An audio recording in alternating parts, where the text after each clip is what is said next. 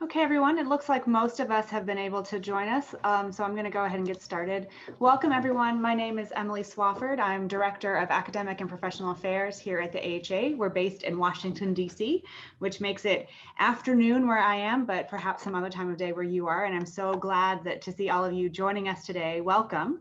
I'm going to give just a brief logistical overview and then turn it over to the main show, which you have come to see. So first, I just want to say thank you for coming to Revaluing the Humanities in General Education, building on the success of Cornerstone. This is our keynote presentation as part of this initiative. You'll see some information in the chat. I'll just reiterate some of it here. We ask that you mute your microphones when you're not speaking. This is in order to minimize distractions and disruptions. If you have a question, there will be a Q&A section at the end of the presentations. We ask that you use the raise hand function in the Zoom window. It might be behind your reactions button, so take a minute and see if you can figure out how to do that. That's just because there's so many of us here, we wouldn't be able to do that visually, and that's just to keep the Q&A fair. If you have any technical issues, if you can't hear us, if you're worried about your connection, something else, please just put that in the chat box and the AHA staff will do their best to assist you. We have our wonderful colleague Megan Connor on the line behind who is helping with that. A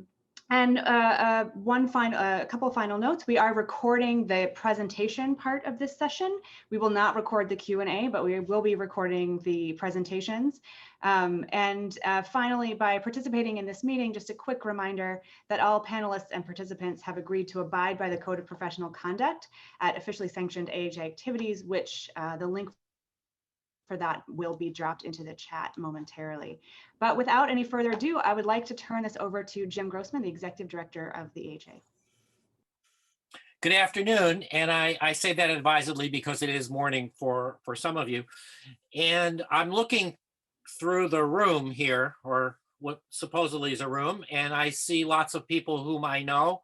And what I'm especially gratified by, though, is I also see lots of people who I don't know. And we are always trying hard to bring new people into the work that we're doing, which gets me to why we're doing this, which, quite frankly, some of you have already asked, whether through email or other contexts. Why would we be doing this? Well, I think as all of you know, or a lot of you know, the AHA sponsors a lot of conversation among department chairs. And I look through the room, there are names that are familiar to me because you participate in those conversations. And we track a lot of data. And a lot of this discourse is about majors and enrollments. And this is important, of course, because I think at many of our institutions, the allocation of resources within the institution depends on majors and enrollments. In far too many cases, it depends on enrollments until our enrollments go down and until our enrollments go up and our majors go down, and then the allocation of resources goes to majors. We've seen that in too many places. But more important, I think, in many ways, and I know that there is little that's more important than resources, it's about our purpose in teaching history in the first place. It's why we're here. And once upon a time, many historians and history departments measured the success of their major by how many students went on for graduate training. There was a time when if you ran into someone at a conference and you say, how are you guys doing with your undergraduate major? The answer would be things like, well, we just sent 3 people off to the PhD program at X. This was what people saw was as the purpose of what they were doing was recruiting. We don't do that anymore. Not only because of the academic job market issues, but because we pay more attention to the value of historical thinking across our society. And as I look through, again, people's names, I see many of you participated in our tuning project, where we did that quite explicitly, tried to think about what history majors walk away with that's useful. So this reconsideration was central to the AHA's tuning project, which many of you participated in. And even before that was the subject of a publication that was sponsored by our hosts this afternoon, the Teagle Foundation. And if I get enough energy, I'll put a link to that in the chat. What we're doing today is thinking about what happens when we emphasize the purposes and value not of majors, but of all students engaging with history and historical thinking. Imagine the impact we have on so many aspects of American life and beyond, not just the United States, when our business majors, engineers, and others engage seriously with our discipline. This requires us to think hard about the opportunities that we have to engage those students, something that our guests this afternoon have done in a remarkable way, and that's why we're here, is to hear about that. I want to emphasize the imperative of this being a two-way street. This is not just a matter of us having access to engineering and business and other majors so that they can hear our wisdom and find out what we have to say. This is all about also what we learn from our colleagues. As part of our career diversity program, I was visiting UC Berkeley a couple of years ago and talking to some of their grad students. One of their graduate students said she was sitting in on a civil engineering course. And I see some people smiling already. And I looked at her, and the students really looked at her. The other students looked at her like she was nuts. And I said, why are you doing this? And I was expecting that her dissertation had something to do with it. And she said, I look at the job openings, the job advertisements, and a lot of them are at STEM institutions. And I don't know anything about how STEM students learn. So I thought by sitting in on this class, I could get some insight into how STEM students learn. I've never met a graduate student who's thought about that before. And it's not the sort of thing that we advise our PhD students to do either. It's no different from whoever teaches physics for poets, not thinking to talk to a poet first. So part of what we're doing here is also thinking about learning from one another. This is also part of the AHA's larger involvement with rethinking introductory history courses, which gets me to introducing our true host for the afternoon, which is Andrew Delbanco, who is the president of the Teagle Foundation. Andy's formal training is in literary studies, but we talk to him anyway. He's published major work on Melville, on such questions as how Americans have lost the sense of evil. And I question him on that, but he did not write that all that recently, and more. His book, College, has been the subject, I think it was the subject of our very first experiment with a reading group at our annual meeting. And his recent book, I'm going to do the thing here, The War Before the War, on fugitive slaves, now enables us to claim him as our own, as officially a historian, and therefore highly qualified to tell all of this group why what we're going to hear about today is what historians should be thinking about. Andy, it's all yours. Thank you, Jim, and I appreciate that. The last couple of sentences were overstated and misleading about what I'm capable of telling this group, but I'll try to tell you some things that may be of use for this discussion. We're very grateful to Jim and Emily and all their colleagues at AHA for convening this meeting. I think, Jim, you first heard me talk about Cornerstone at a Italian restaurant on the Upper West Side, which I hope is still in business. I haven't been in town for a while. I think they are, and I hope we'll have a chance to talk there again. So look, I don't want to take up too much time because you really need to hear from Melinda and Roosevelt, but let me try to set a few questions or points that may connect to what they're going to have to say. We are delighted to have such a range of institutions represented at this meeting. I think we all realize that different institutions face different challenges in this remarkably difficult moment, but I think it's safe to say that there are also some shared challenges. One of them, to my mind at least, is that students at all kinds of institutions are fleeing from, or at least wary of, committing much time to humanistic study. They're not majoring in the humanities in the numbers that they once were. Students are feeling stress, depression, and anxiety at unprecedented rates, as best we can measure these things. Faculty morale at most places is not great for understandable reasons. And opportunities to make academic teaching and writing careers in the humanities for new PhDs are minimal. I'm not telling you anything you don't know, but this is part of the context in which I think this conversation makes sense. I guess I would add to that, and this is harder to measure. I have some debate about it, but I think it connects to what Jim was saying in his opening remarks. I think most of us could agree that we encompassing far more than history departments, could be doing a better job at educating young people to become democratic citizens, which used to be one of the primary stated goals of a liberal education, and seems to be falling somewhat by the wayside.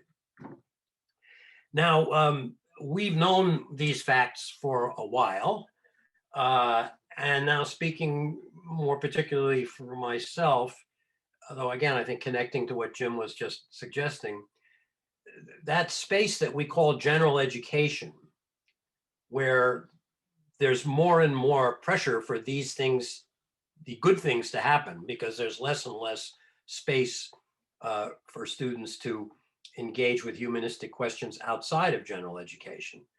That space is now squeezed between students who've had an increasingly harried K through 12 experience. I was at a meeting a couple of weeks ago with a group of college counselors at large public high schools who described in really hair-raising terms the kinds of experiences that their students are having, rushing from one class to another, desperate to score well on the next test, subject to what we call teaching to the test, very little time for reflection, to take a breath and to think about who they are, who they want to be, in a way that maybe earlier generations had a little more opportunity to do. So they're squeezed between that and the pressure to choose a major when they get to college that will lead them directly to a remunerative job and career. And that pressure is entirely understandable. And I think anybody who's tries to get into the business of persuading students that they ought not to be worried about that question, particularly if they come from families that are making a significant financial sacrifice to send them to college, I think that's a losing battle. So that's where our students are, very broadly speaking. And those majors that they're choosing are increasingly STEM majors or business or practically oriented majors, for which I do not mean to fault them. That's just a reality. Now, so what's happening in the space of general education, or what has been happening? By and large, over the last 50 years, most general education programs have arrived at one variant or another of a distribution model. And we can debate the pros and cons of that. Sometimes it works better than other times. I myself, again, speaking personally, found myself, as they say, resonating to a statement that Daniel Bell made in a book almost 60 years ago about general education, in which he said, the distribution model, distribution courses are an admission of intellectual defeat. That is, they represent the concession by the faculty that we can't agree on what general education for all students should look like, even in a broad and flexible way. And I think that's largely true.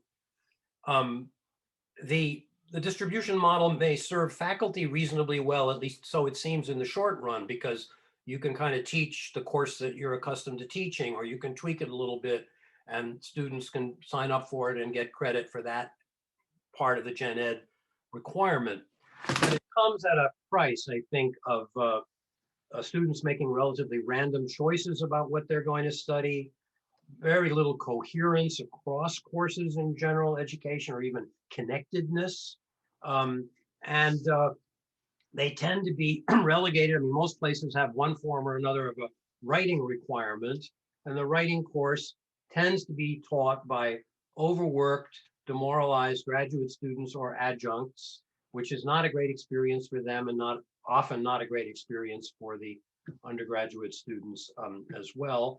And we can't urge those writing teachers to think of this as a first step toward a rewarding academic career, because they know it's misleading to describe them as apprentices, which has some bearing on the graduate student unionization movement and all that. But I don't wish to digress.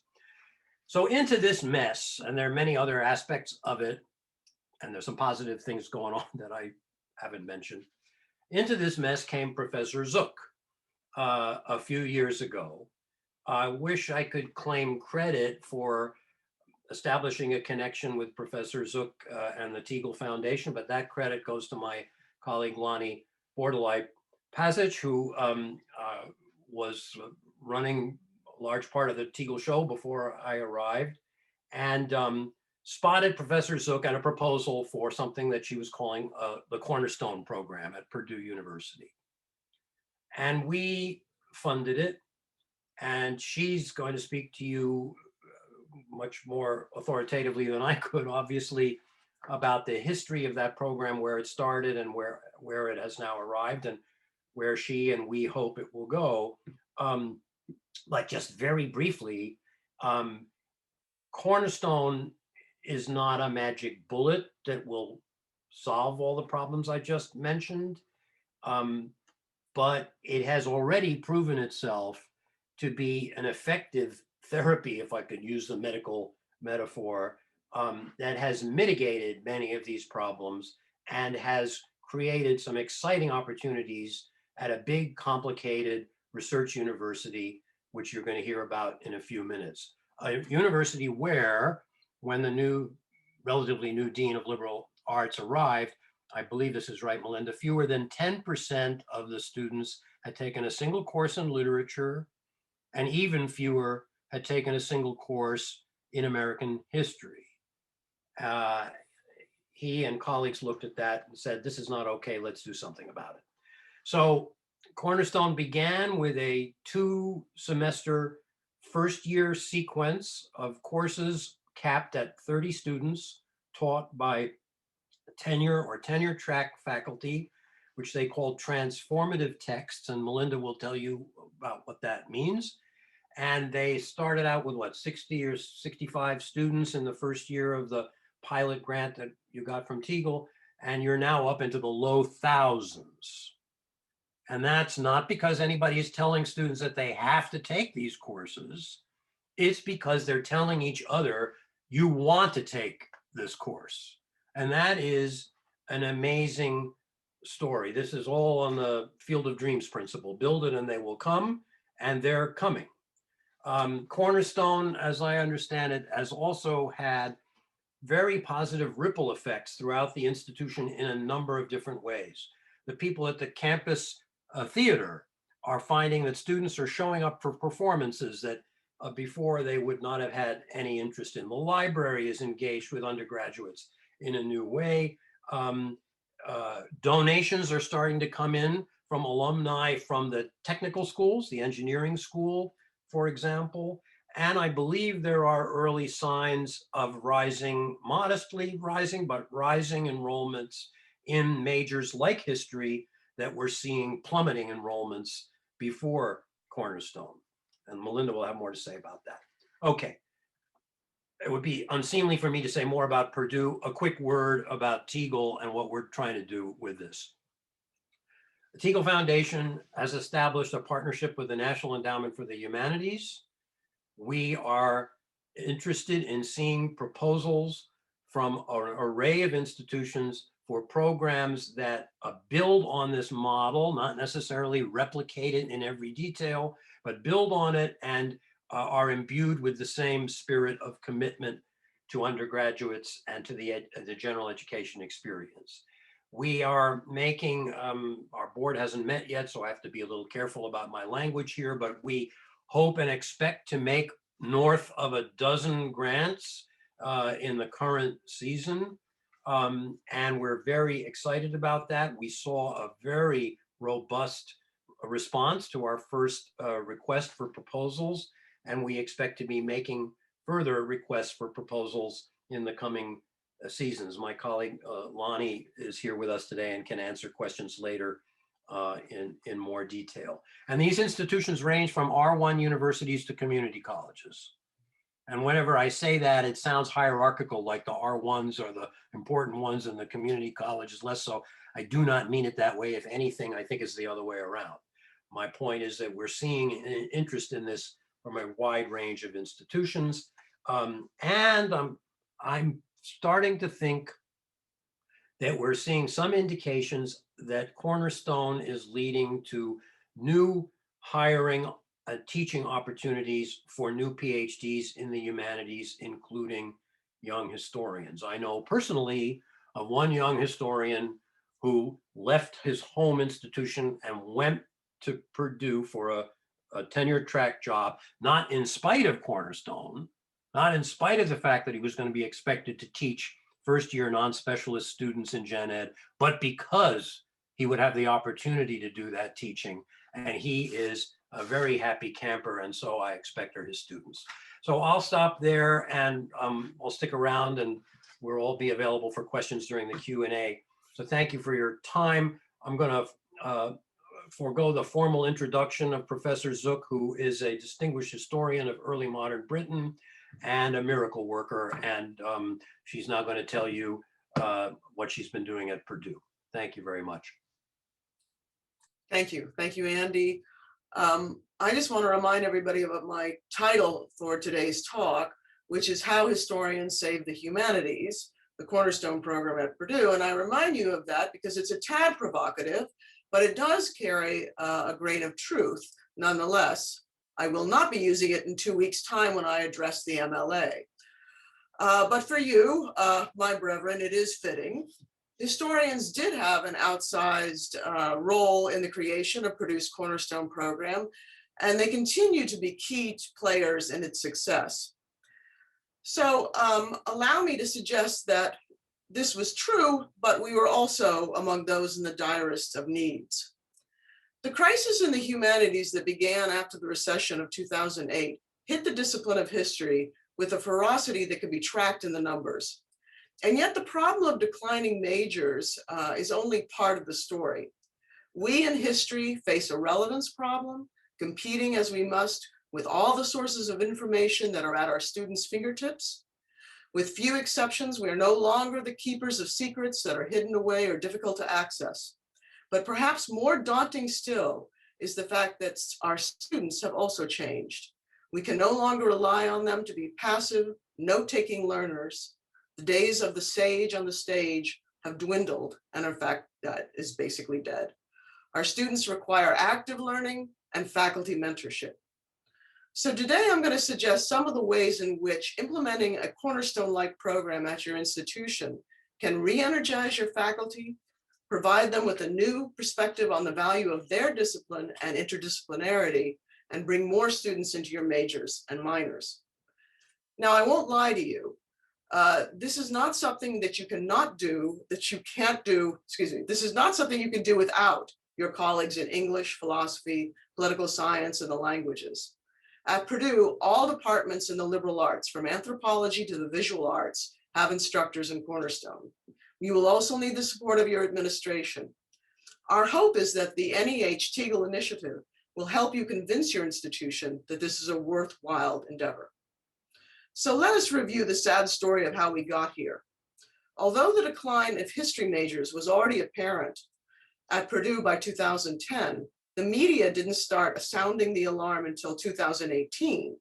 You may remember a spate of articles on the crisis in the liberal arts with such devastating pieces in The Atlantic with titles like "The Liberal Arts May Not Survive the 21st Century" and "The Humanities Are Now in Crisis." But if you don't remember those, I bet you do remember the 2018 report in the AHA Perspectives by Benjamin Schmidt, a historian at Northeastern University. The matter-of-fact title of the piece, "The History BA Since the Great Recession," belies the frightening statistics and analysis. In 2008, there were nearly 35,000 history majors in this country. But by 2017, that number had dropped by 11,000 to 24,000. An AHA survey of history departments found that course enrollments was dropping by 7.7% between 2014 and 2017, while the number of history majors fell by 20% in that same period. Now, Schmidt concludes that this is a catastrophe, and he warns us that this is not just a shift, a temporary response in the job market. And this is exactly true. Parents and students are rethinking the value of college, what it is about, and what it can do for them. Since the recession, the number of STEM majors has surged to new heights, going from 400,000 graduates in 2010 to nearly 600,000 in 2016 alone. That's a 33% hike. As our institutions create degree programs in data analytics, computer coding, AI, health technology, biomedical engineering, and cybersecurity, all of which have high job placement and above average starting salaries, it becomes increasingly difficult for the liberal arts degree programs to compete. And if you're a parent, I think you can understand what is happening here, perhaps even more than you wish to admit. Considering the high cost of higher education, parents want a return on their investment and at least at some point a spare bedroom. After all, what do we all want for our children but that they become independent adults, a future amid the digital age? Now, we may never get back all those majors. The pre-2007 days of milk and honey are over, and perhaps that's okay. We need to change and to adapt. So how do we historians, as educators and humanists, remain vital in this educating process? I believe that general education is the key to our survival. It is the doorway through which we can bring students into our classes and inspire them to minor or even double major in history. It is also the avenue through which we can reinvigorate our faculty, giving them an opportunity to rethink their teaching. At Purdue, Cornerstone is responsible for increasing numbers of majors, especially in the humanities and social sciences. At the same time, our number of minors are through the roof. Secondly, Cornerstone encourages real interdisciplinarity, not talk, but action, collaboration among liberal arts faculty and with STEM faculty.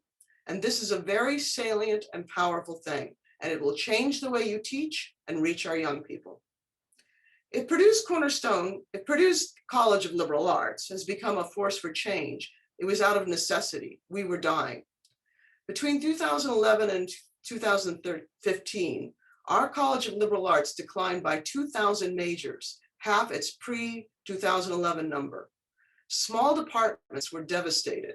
Philosophy with 18 faculty had a mere 22 majors in 2015, but even larger departments felt the sting.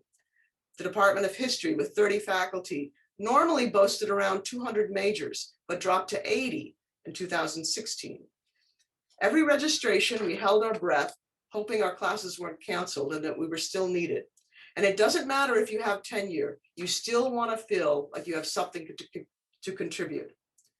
In 2014, for example, we hired a new historian of African-American history.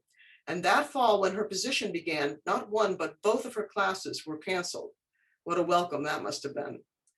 So in short, this was a deeply demoralizing experience, walking into half-empty classrooms and seeing large numbers of classes canceled every semester.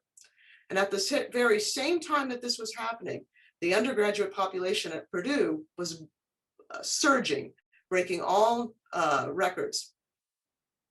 Those students just weren't in our hallways.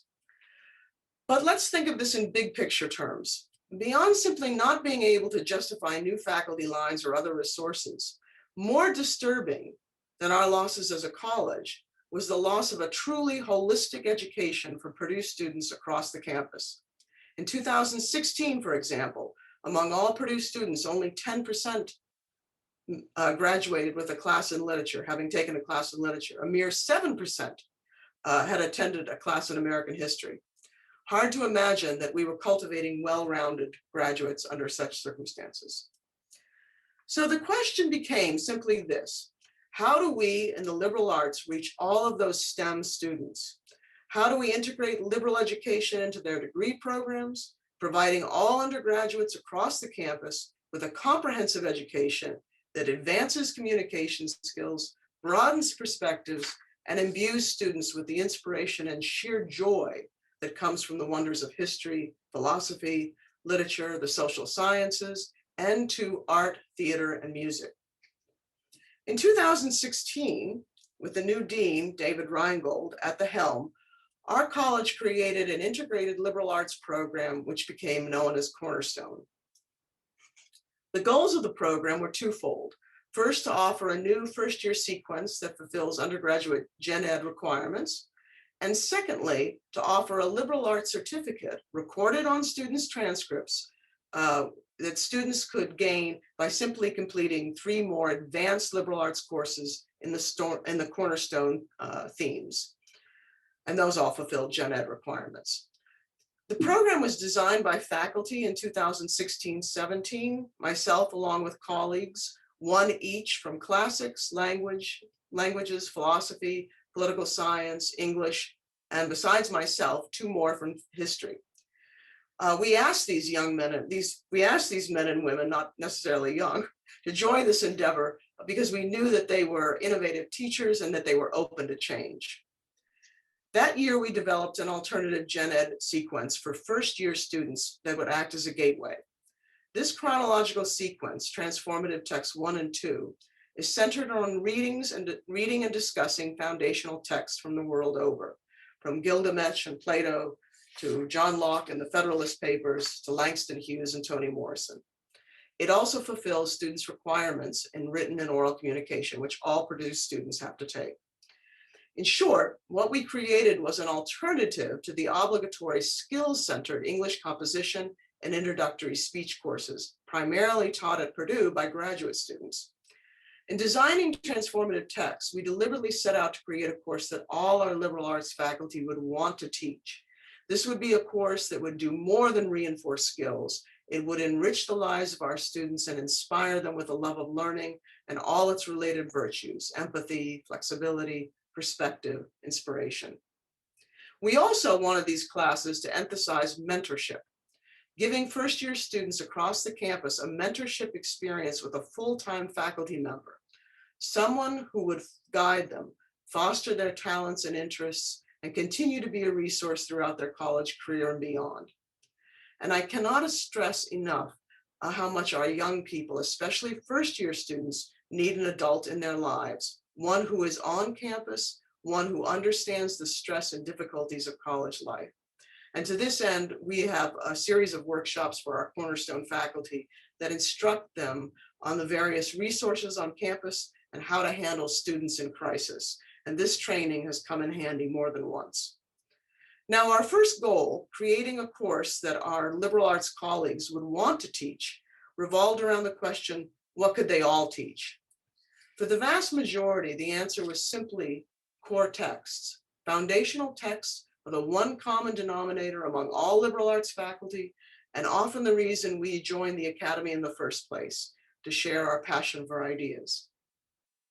We began training faculty to teach written and oral communication basics, while they prepared to teach what they loved most, whether Sappho or Confucius, Machiavelli or Marx, Orwell or Du Bois. Both transformative text courses give faculty plenty of latitude. They can create the course they've always wanted to teach, so long as they continually reinforce our students' reading, writing, and presenting skills. Faculty choose from novels, poetry, short stories, drama, famous speeches, and works of nonfiction, usually around a theme such as the quest for a meaningful life, or the meaning of work, or democracy, citizenship, and civic duty.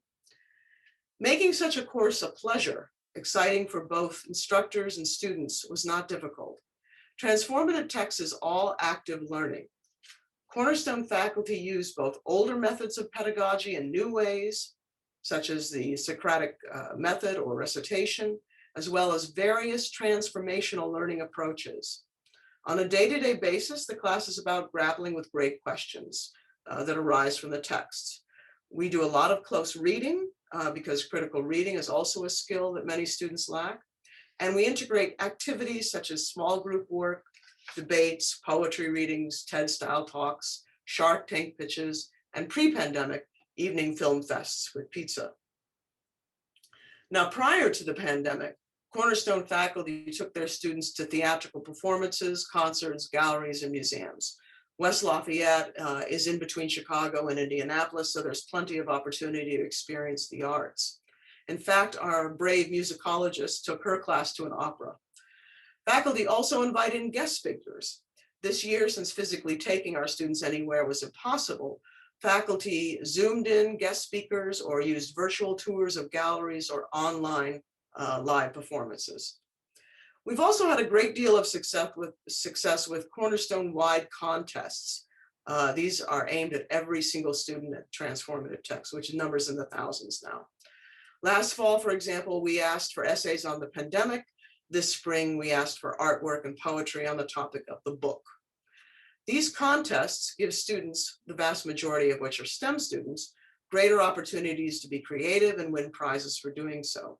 And their entries have been so marvelous that we recently e-published our own Cornerstone review of student work completed in Transformative Text. This contains essays, short stories, poetry, videos, and artwork. And our alumni office, by the way, made print copies and sent the Cornerstone review out to alumni and potential donors. And in the last 2 weeks, we received 2 donations for Cornerstone, both from STEM alumni. The point of all this is very simple. In Transformative Text, students hone their communication skills, learn to read critically, and how to listen to one another. They learn about ideas, history, the human saga, and that questions about life and love and suffering and friendship and forgiveness are all worthy of discussion and have been for thousands of years. Faculty also benefit. Pivoting the faculty from their departmental courses to courses for undergraduates across the campus gives them access to students they might never have taught otherwise. It allows them to attract these students into their other courses or inspire them to double major or minor in their field. These courses recruit students, undergraduates who encounter an inspiring or caring faculty member at the outset of their college career or more likely to continue taking courses with that instructor. The most frequently asked question I get from students at registration time is simply this: and what else do you teach? And that happens in all the sections of Transformative Text where we have dedicated faculty challenging their students to read challenging texts. And these are STEM students. They too want the opportunity to be inspired, to experience beauty and wisdom, and to be challenged and changed. In short, our goal has been to place our faculty from the distinguished professor to the incoming assistant professor in front of our first-year students to mentor these young people, foster in them a love of learning and appreciation of ideas, historical contexts, and diversity. Now, students in Transformative Text are encouraged to complete the Cornerstone certificate by enrolling in 3 more advanced liberal arts courses arranged in the 5 themes you can see on the screen before you. These themes, such as science and technology, environment, sustainability, healthcare and medicine, etc., were designed to attract STEM students, allowing them to see their discipline, whether environmental engineering or astrophysics, through a wider lens. This slide, for example, shows you the courses in Theme 2, Environment and Sustainability. Most of our liberal arts departments have between 6 and 10 courses in the 5 themes of Cornerstone, but history has led the pack from the outset with 17 courses in the Cornerstone themes. Now, the Cornerstone certificate encourages students to gain another competency, be it in environmentalism or in management. But the most concrete benefit for all students who complete the certificate comes from developing their analytical and creative thinking skills, along with the ability to read critically, write with clarity, speak with confidence through 15 hours of liberal arts coursework. The Cornerstone program is now in its 4th year at Purdue. In our first year, the trial year that Andy mentioned, 2017-18, we offered a mere handful of sections. We had about 160 students, as you can see. Now, since then, as you can also see, we scaled up rapidly. This past year, 2021, we offered a total of 143 sections of Transformative Text to 4,200 students. Next fall, 2021, we have already scheduled 92 sections, and that means in the fall alone, we'll be teaching 2,700 students. And in fact, we just learned that the incoming class is much larger than we thought it was going to be. So it'll be more like 130 sections that we'll have to offer. So not all of the students in transformative texts will complete the certificate, which actually is a saving grace because we would never have enough room for them. But what does bring me great joy is that almost all of the students in transformative texts are in engineering, technology, management, and science. And this means that even if they never take another liberal arts course in their career, at least I know they've had a full year of reading and discussing texts like the Odyssey and King Lear, the speeches of Frederick Douglass, the poetry of Gwendolyn Brooks. So you might be skeptical and you might want a little proof of concept. Thank God we're in our 4th year because I now have it. This graph shows our majors in select liberal arts departments on the rise. In 2017, the year that we launched Cornerstone, philosophy had 43 majors. It now has 62. In 2017, the English department had 273 majors. It now has 322. History is up by 40 majors, sociology is up by 61 majors, and political science is the big winner and increased by 112 majors. This second graph shows you an explosion in minors, which tells you that it's probably Cornerstone that is behind this. Anthropology had remained steady in the number of majors, but it has gone from 37 minors in 2017 to 72 in 2020. Language is up an additional 177 minors. Interdisciplinary programs is up by 84 minors. And I show you this so you now know that I'm not just all hot air, all talk and no graphs. So if you decide to build a Cornerstone-like program, keep in mind that the gateway courses are the key to your success. It is through that gateway sequence that students across your campus will learn about your marvelous faculty, who can bring those students into their other classes and inspire them to major or minor in their discipline. Just as important, Cornerstone can re-energize your faculty. It is a forum through which your faculty can rethink and renew their teaching. Teaching transformative texts allows the faculty to leave the confines of their discipline and create a course based on the readings that inspire them with the activities that they have designed. Such a course can bring your faculty together to learn from each other. So we hold workshops throughout the year entitled How I Teach This Text. Now, pre-pandemic, those always came with a meal because, as you probably know, food makes us happier. In these workshops, we have a Cornerstone faculty member describe how they would teach, for example, Henry David Thoreau's Walden. And they speak specifically to the activities and the assignment they would use with that text.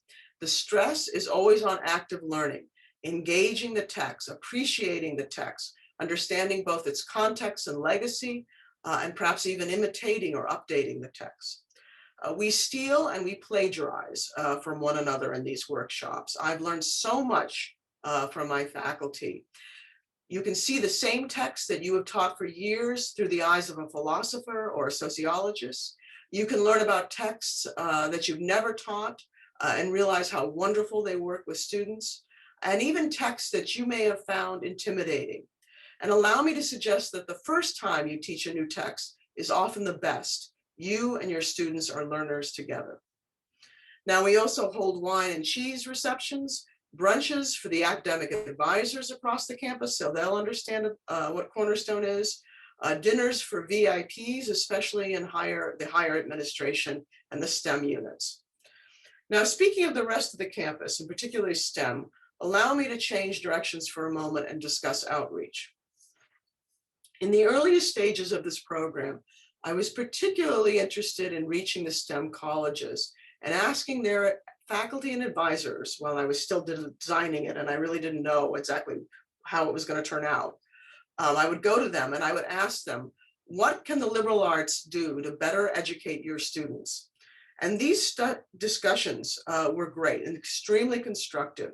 They would always say, what was of no surprise, that their students lacked communication skills and interpersonal skills.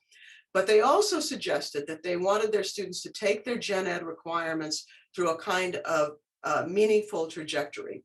And this is how Cornerstone became the program that would not only bolster communication skills, but give their students a purposeful pathway to which to complete their gen ed requirements.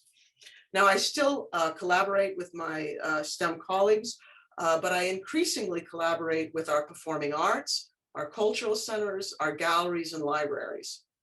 They can offer my transformative text students enriching experience, and I can offer them access to hundreds of students, and everybody wins. So for example, this spring, Purdue Theater produced Brecht's Mother Courage and Her Children and offered Cornerstone students in transformative text discounted tickets. Nearly 800 students in transformative text read that play and saw the live performance.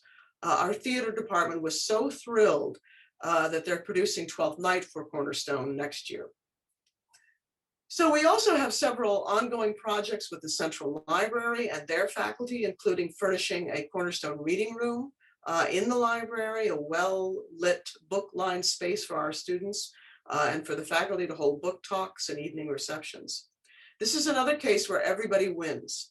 I want my students to use the library, which was becoming something of a hollow shell, to know where it is and that it exists and what treasures it holds. And the library wins because our space increases foot traffic. So let me conclude with a few final thoughts.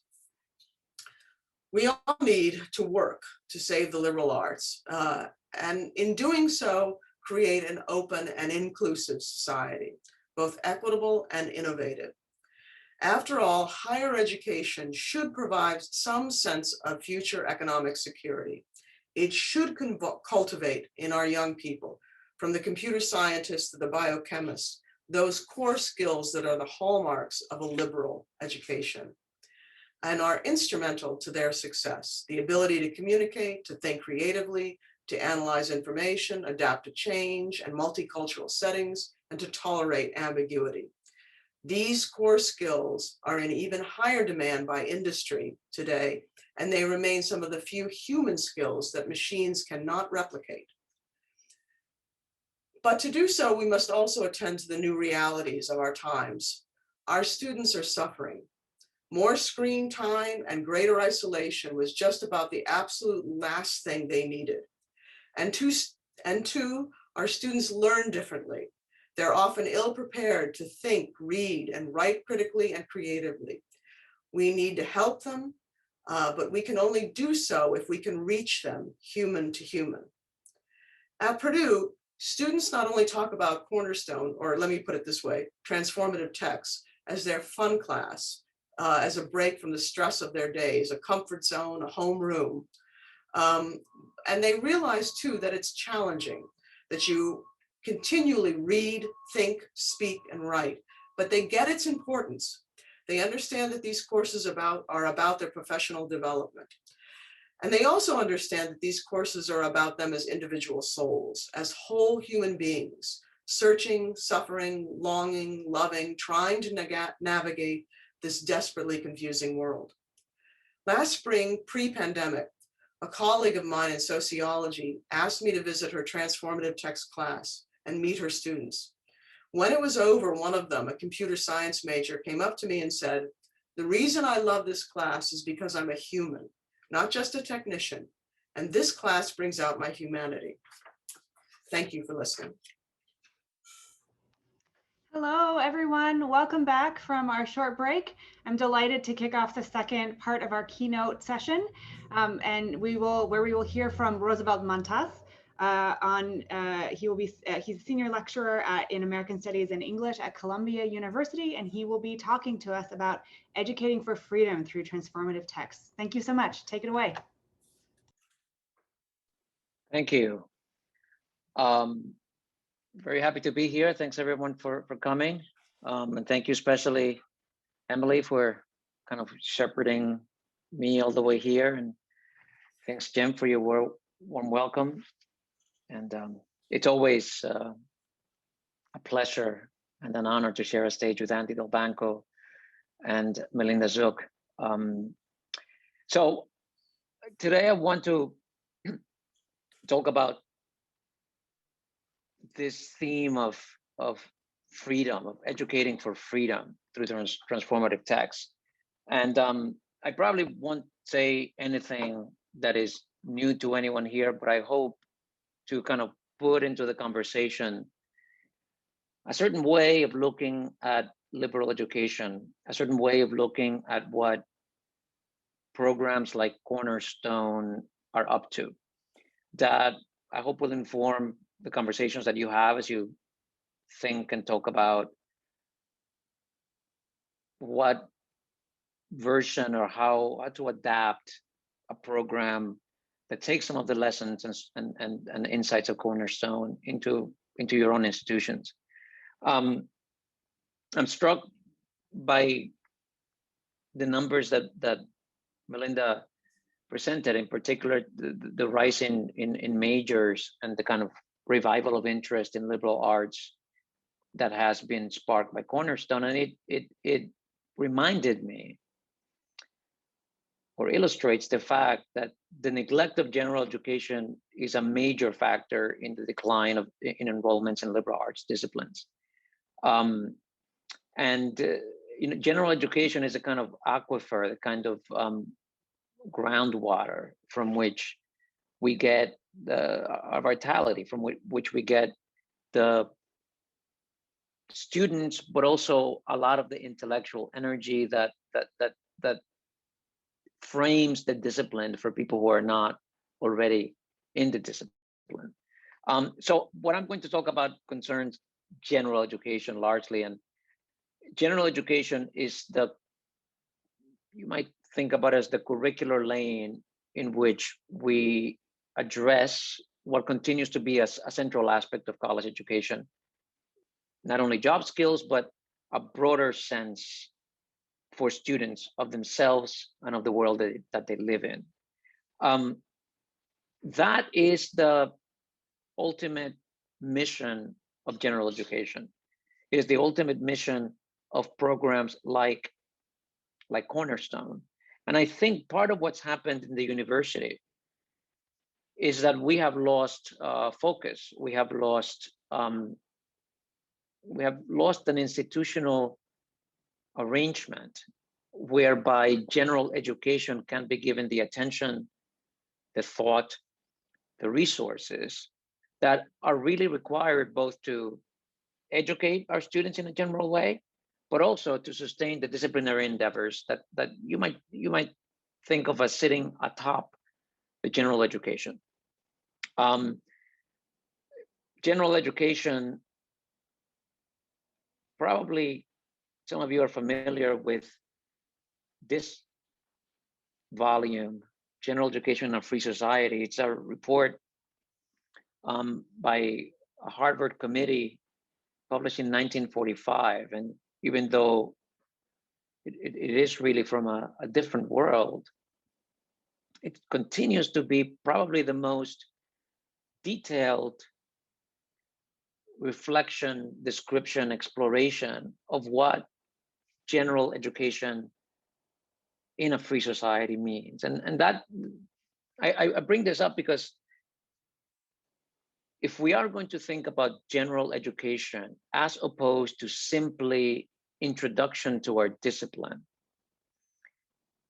we have to think about the society into which we are generally educating the student. That is, general education, as this report kind of really emphasizes, in our democratic organization of government, means education to participate in the collective project of self-governance, means education to participate in this self-determining political community.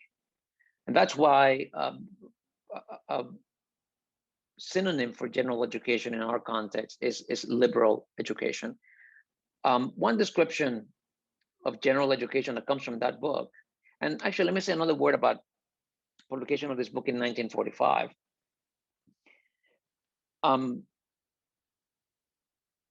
The writers, the committee of this book is writing in the wake of the Second World War.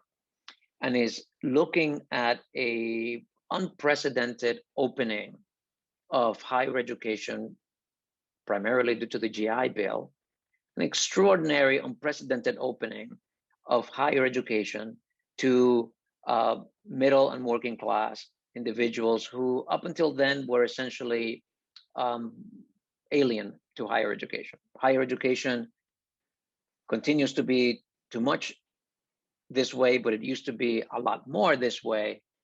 It's a province of an already privileged and elite class. But the GI Bill really marks this significant step towards broadening of access to higher education to the to a mass population. So the writers of this book and this committee are thinking about what kind of general education is appropriate, is necessary to bring to when higher education becomes mass education. What kind of general education should be at the center of that? Here's a quote of many quotes from that book that give a kind of a definition or a way to think about general education. General education is used to indicate that part of a student's whole education, which looks first of all to his human life as a responsible human being and citizen. I want to emphasize that because that is still instructed to us, but also somewhat of a different mission that we would assign to the courses that we teach in our disciplines, even to a discipline that is as central to this project as history. It's not precisely the way that we frame our courses when we're teaching, say majors. The idea of general education is that we are training, not, Jim talked about how in the old days, the discipline understood itself much more in terms of training students to go to graduate school. When we teach in our discipline, we are teaching a kind of specialized, even in a discipline like literary studies or history, intellectual history, we are teaching a kind of specialized presentation of a way of understanding and investigating the world. As much as that has general applicability.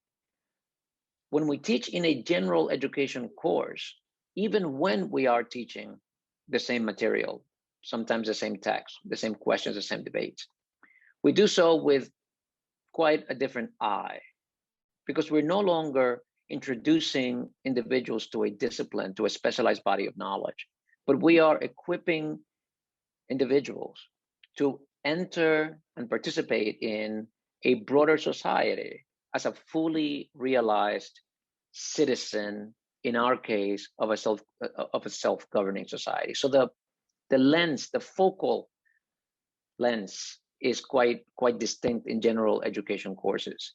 So general education is a different kind of endeavor. We know, I think we can all agree that technical knowledge is not sufficient to equip a citizen for the complex life, the complex civic life, political life of a democracy. Technical knowledge is important, but it's much more relevant to making a living, to participating as an economic agent, as a self-sufficient economic agent in the marketplace. So we know that college education, it's supposed to equip the student with some of that, with a significant, with as much of that as is necessary to function in society.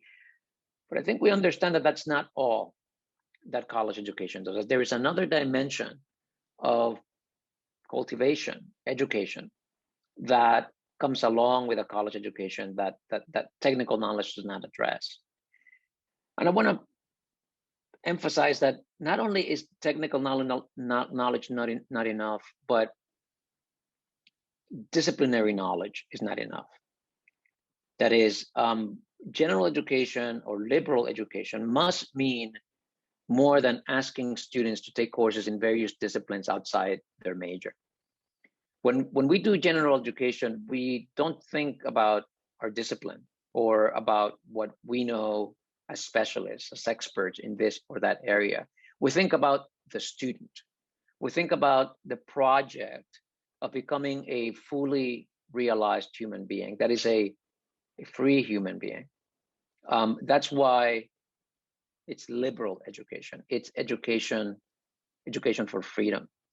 So why am I saying all of this? Because this notion of courses that, while they draw on our disciplinary specialty, are designed both to be teachable by people in a variety of disciplinary specialties, but are addressed to a student not as a potential disciplinary specialist, but simply as a citizen in the making. So that's different than even disciplinary education in the liberal arts. And I want to say that the liberatory power of education is most evident in general education. I often think of a famous passage in Frederick Douglass's autobiography where Douglass talks about learning to read and about having access to a whole tradition of political thought. And he gets a hold of a book called The Columbian Orator, that's kind of a compendium of classic political texts, speeches in laying out and defending kind of the liberal tradition of political thought.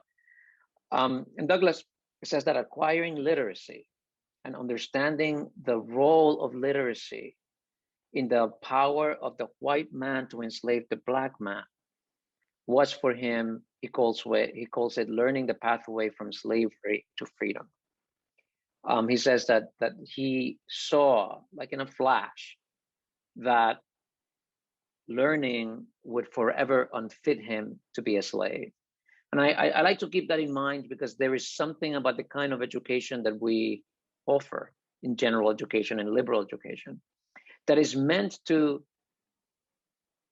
make the student unfit for slavery, unfit for servitude.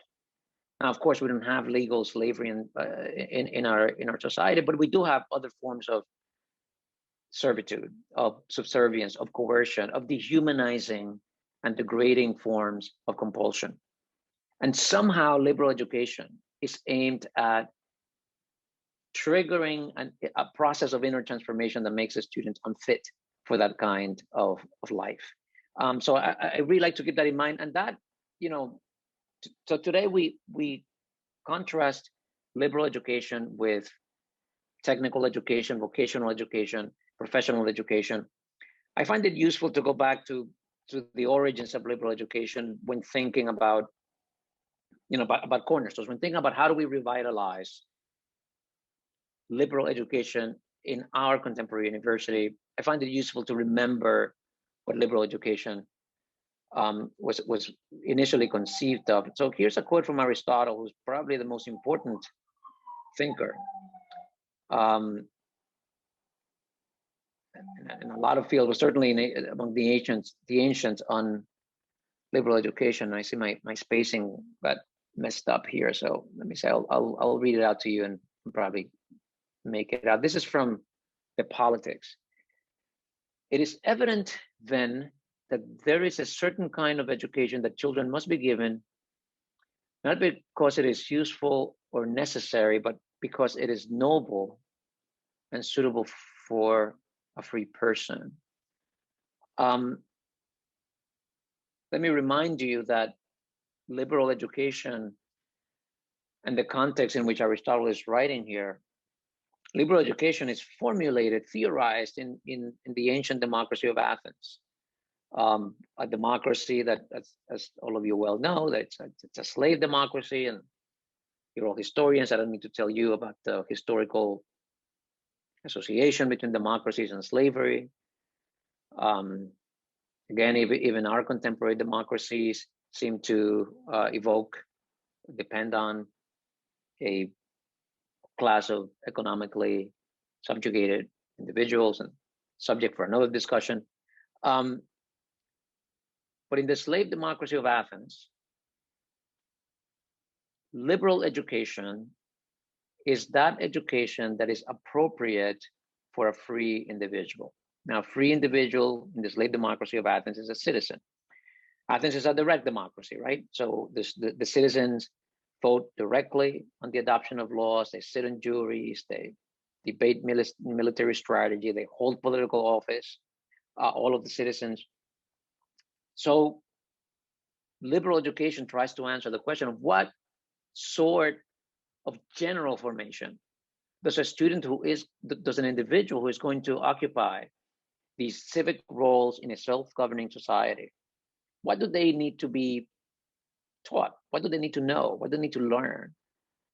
And it's obvious, the moment you think about it in those terms, that anybody who's going to fulfill that kind of role, not only in a budding empire, but in any self-governing society, person who's going to fulfill that role is going to need to know something about history. It's going to need to probably understand something about how the economy works, and something about human psychology, and something about ethics, something about philosophy. In fact, there is no area of human knowledge that isn't relevant and with which this individual needs to be conversant. But there isn't an area of knowledge for which this individual doesn't need some kind of exposure to fulfill that complex role of a self-legislating member of a free society. So let me say the obvious, that even in our society, the possibility of democracy and in the future of our democratic form of government depends on a population that is conversant in the kind of general human competence, proficiency that a liberal education transmits and cultivates. And let me say also that I think the alarming degradation of our political discourse and the really critical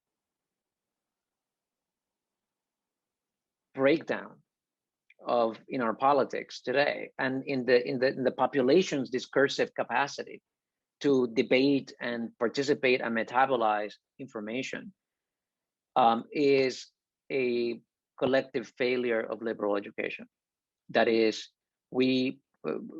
one way of naming the political problem that we have in this country today is to point to the failure of education, of liberal education reaching sufficiently into the body politic.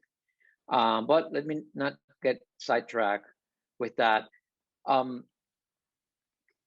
Melinda gave us some really important pointers as to how this is done in Purdue and how it could be done in other places.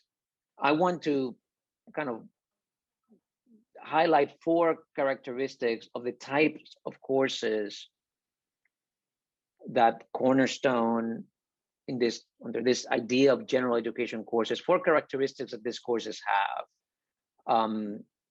And I spent a long time as director of the Columbia core curriculum, spent 10 years directing the core curriculum and teaching in it. Now I'm just teaching in American Studies and in the core curriculum. But what I'm going to say about these 4 characteristics is very much informed by that experience of organizing the Columbia core. Some of you might know the Columbia core sometimes is called a great books course, a great books curriculum, because of its emphasis on ancient and classic texts in the loosely speaking Western tradition. But let me pull up those 4 characteristics and say a quick word about each of them. One is the commonality of intellectual experience. There is an effort in the Cornerstone approach to introduce some degree of commonality so that faculty from different disciplines who are teaching in Cornerstone are teaching some of the same texts, and students headed in different directions for different majors, etc., are having some similar, some common intellectual experience. Second, and I'm going to come back and say a few words about each of these. The second one is the small discussion-driven seminars. These courses are meant to be conversations. They're meant to engage in discussion, dialogue, and debate rather than simply the transmission of knowledge. The study of primary or transformative texts, and lastly, interdisciplinarity. So let me say something about commonality, because commonality is one of the really difficult things to attain. And as Andy Delbanco said at the beginning, colleges have largely adopted a distributional model in order to avoid the difficulty involved in coming up with a common intellectual experience. So let me say something about the endeavor of reaching some measure of consensus of commonality in teaching. It requires dialogue and requires a lot of dialogue, and it requires a willingness to think about precisely what does a student need to know? What are the debates, the texts, the questions that would be most valuable or that would be very valuable? We don't have to say most, just really, really important. Can we find consensus on texts, questions, issues that we think are really important for general education, for the kind of education that prepares the architect and the physician and the lawyer and the business person, the entrepreneur, the academic, the kind of text, issues, questions that prepare an individual to go in any of those directions, and that should be in common among all of those different professionals. I think that if we talk about those questions, any group of faculty, if we debate them seriously, thinking again, not about our discipline, not about what do I know, not what am I an expert in, what is my corner of the curriculum that I want to promote, but really stepping aside and thinking about what the student, who will probably never become a specialist in your area, what they ought to encounter. I've come to think of that process as involving a kind of Rousseauian social contract, where you come together with other members of the faculty who are prepared to give up some of their autonomy, some of their academic freedom, but not give it up to some administrative body, some overarching committee or some state regulation, but who are willing to give up a portion of their academic freedom, of their independence, in exchange for other faculty members giving up that same portion of their discretion, their academic freedom, in order to agree collectively on some common material. Just want to say that the process of asking those questions, arriving at those issues, raising those debates is an extraordinary education for the faculty itself. There are very little context in which the faculty has to think about general education. So it's a kind of social contract that forces us to ask what really matters. The second characteristic here is small discussion-driven seminars. This is a student-centered way of educating. This is a sort of education that places the student unfolding development at the center. In most of our teaching, the content is at the center, the discipline at the center, a certain body of knowledge that can then be tested or demonstrated is at the center. In this kind of education, those are auxiliaries to carry out a student-centered sort of education. So the professor comes into this classroom not as an expert, not as the epistemological authority in the issues that will be dealt with, but comes in there as somebody who is skilled at promoting, seeding, advancing difficult and in-depth conversations. Certainly, we will add our knowledge when facts and information enriches and advances the discussion. We will certainly bring that in, but we are there to participate in a collective intellectual experience where we do not bring in, it's not what Freire called Paulo Freire, the Brazilian education theorist, what he called the banking model, where the process of teaching consists of transmitting a contents that resides in the expert's mind into the empty receptacle of the student's mind. No, it's more something like Plutarch said in one of his lectures, that the mind is not like a vessel to be filled, but a fire to be lit. This is what happens. And for that, you need a small discussion-driven courses rather than lectures. Then there's the study of primary texts, which we, in the Cornerstone model, get called transformative texts. Some of these texts used to be called classics. Some of them used to be called great books. Sometimes they're called foundational texts, core texts. The nomenclature can really vary, but I tend to think about them simply as texts of major cultural significance. Texts, now that will often mean that some of these texts are old, and that's okay, but it can mean that it could be also recent texts. And I could say a lot about the kinds of texts, or the kinds of texts that fit this criterion well of primary or transformative or foundational text. Lastly is the interdisciplinarity. These courses are interdisciplinary in the most profound sense. Sometimes I refer to them as pre-disciplinary or meta-disciplinary. That is, they inhabit the ground from which the disciplines emerge. They inhabit the ground from which the fundamental questions and modes of thought that inform the disciplines emerge. It is why the same course of this type can be taught by an anthropologist and by a historian and by a philosopher. Each of them is going to, in some sense, teach a different course, but in some other sense, be bringing their particular intellectual formations to bear on the same territory. Finally, running out of time, but I hope that during the discussion, some of the things I've pointed to will come up again. I want to address an issue that often confronts us when we organize general education programs that introduce students to the literary and philosophical past that underlies contemporary Western culture. Because there's an obvious problem with this literary and philosophical past.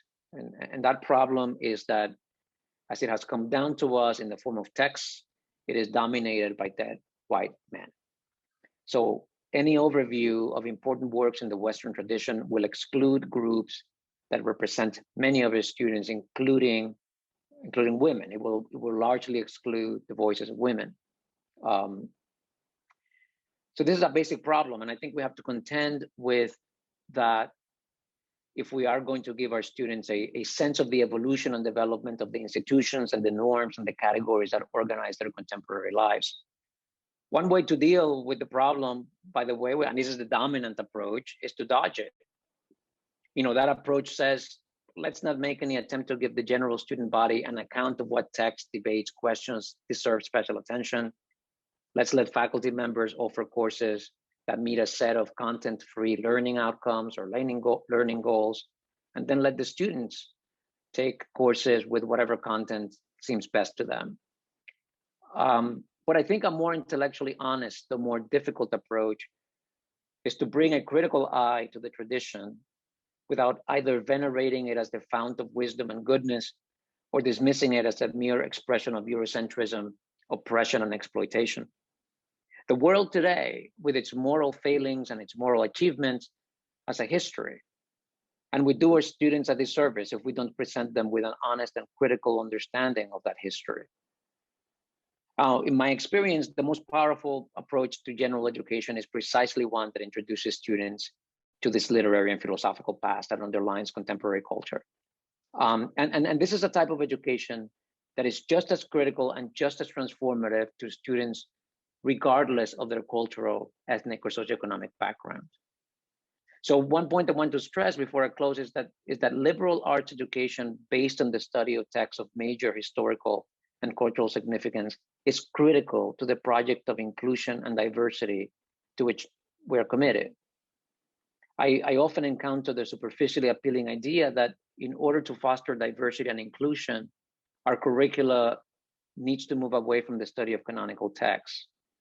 And I think that's a fundamentally misguided way of thinking. Introducing students to important works from our literary and philosophical past serves a key democratizing function. It sharpens their understanding of how the world has come to be what it is, and it gives them the tools necessary for effective intervention with it, on it. And again, we do students a real disservice, especially disadvantaged students, when we steer them away from the traditional liberal arts curriculum. I know firsthand that assuming that a student can only relate to texts in which they see their cultural specificity affirmed can be a form of condescension.